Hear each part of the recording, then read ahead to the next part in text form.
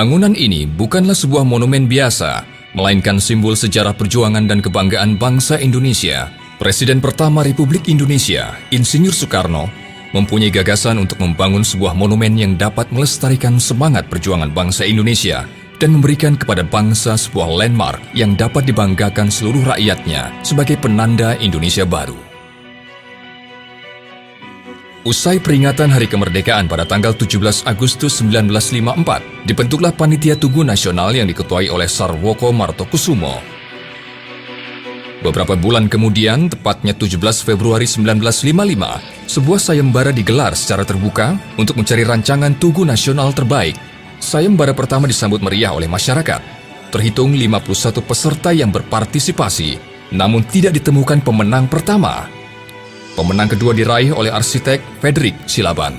Karena belum ditemukan rancangan yang memenuhi syarat, maka pada tanggal 10 Mei 1960, diadakan kembali sayembara kedua dengan kriteria tugu sebagai simbol pengagungan kelaki-lakian berupa tiang atau cagak. Namun dari 222 peserta, hanya 136 rancangan yang diterima. Di sayembara kedua kembali tidak ditemukan juara pertama. Pemenang ketiga diraih oleh 2 regu dari mahasiswa ITB.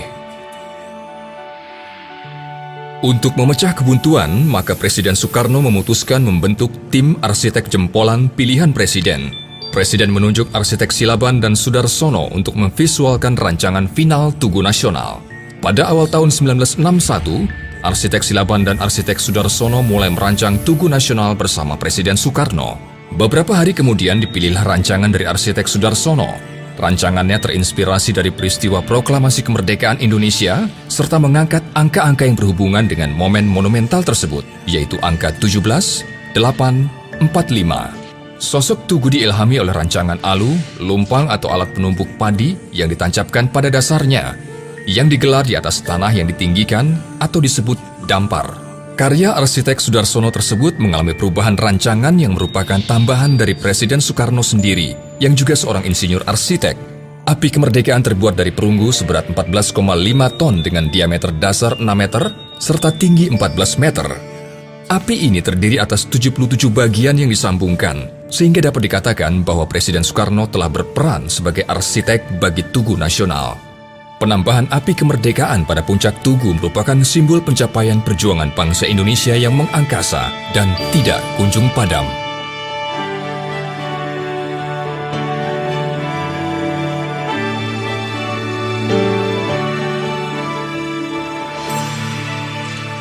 Perubahan juga terjadi pada dimensi tugu. Terjadi 2 kali penambahan ketinggian. Yang pertama dari ketinggian 128,7 meter menjadi 132 meter. Yang kedua terjadi pada saat pembangunan. Presiden Soekarno menambahkan kembali 10 meter sehingga tinggi tugu menjadi 142 meter. Perubahan lain yang dilakukan oleh Presiden Soekarno adalah cawan tugu yang awalnya berupa piramida terbalik yang sangat kaku, diubah sehingga memiliki liukan pada sisinya, menjadikan cawan tugu seperti memberikan ruang untuk berteduh. Liukan ini memberi nuansa fungsional sekaligus estetis.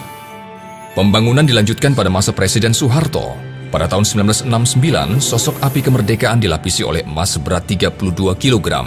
Kemudian pada tahun 1995 ditambahkan lapisan emas murni seberat 17,45 kg, sehingga keseluruhan berat emas mencapai 50 kg.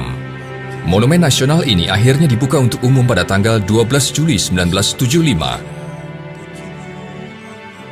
Dengan merujuk pada konvensi sebuah monumen, yaitu adanya tugu, monumen dan patung pahlawan berkuda, maka Presiden Soekarno menempatkan patung perunggu di Ponorogo di bagian utara pelataran Monumen Nasional, yang dibuat oleh pemahat Italia Profesor Mario Pito atas jasa Konsul Jenderal Dr. Mario Pito pada tanggal 17 Agustus 1965.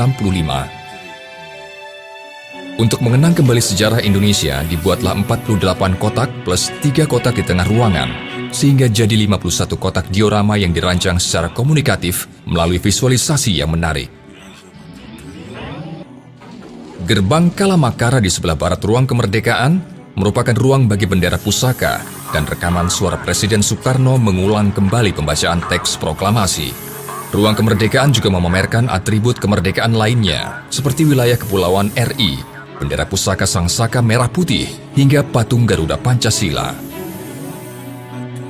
Di puncak Monumen Nasional dibangun ruang terbuka sebagai area untuk menyaksikan panorama kota Jakarta, sehingga masyarakat dapat melihat hasil jerih payah para pejuang bangsa, mulai dari laut hingga Gunung Salak. Atas permintaan Presiden Soekarno, Edi Sunarso merancang 4 buah patung banteng Ketaton.